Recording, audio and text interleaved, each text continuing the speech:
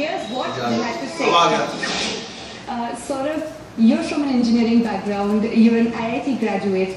How did you come up with something like this? How did you plan to take a plunge into something such adventurous and something as crazy as this?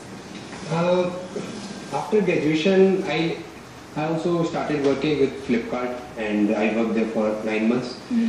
And then I was like getting a inner call from inside, like I want to do something I really want to do. Okay, so like adventure sports was my field, like which I was looking forward to, and I thought that was the right time to quit the job and go into this thing. So after quitting my job, I saved a little bit of money, and I went for all those courses: mountaineering, paragliding, everything. I was very much interested to learn 3 sports, basically, which it was going to give me. First is swimming, cycling and running. Yeah. So I was very much interested into Ironman, and I took a target to do it in one full year. That sounds amazing, but what kept you motivated? I mean, from studies, from engineering, from the background that you had, I mean, what kept you motivated to be very, very strongly up for this? How did you manage all of that?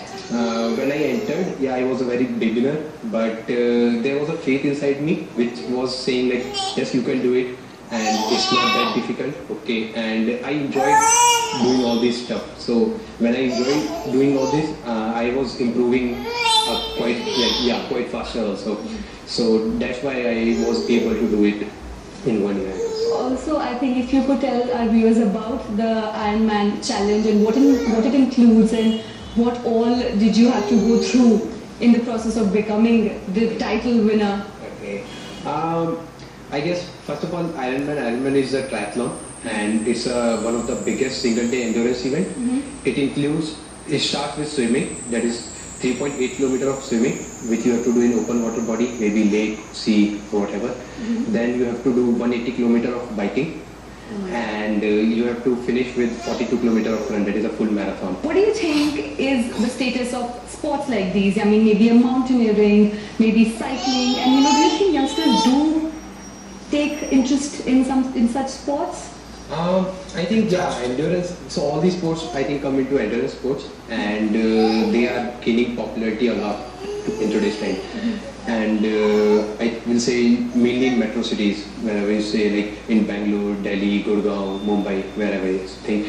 So they are like communities which are developing, okay, and the people are running together. They are making a community of cyclists, okay, and swimming. But I think triathlon is little bit on a back foot in these days, okay, because combining all these 3 sports in India seems to be a little difficult, because like if you are a good runner, you won't be doing much of cycling, and you will be like, most of the people are afraid of swimming in India. Like if you tell them you have to do these 3 things, they will definitely be afraid of swimming. They will say, okay, we will do cycling, we will do running, but swimming, no. As per cycling and running, like running is going good. Like these days there are so many clubs which have opened up, and there are marathons, half marathons which are being organized.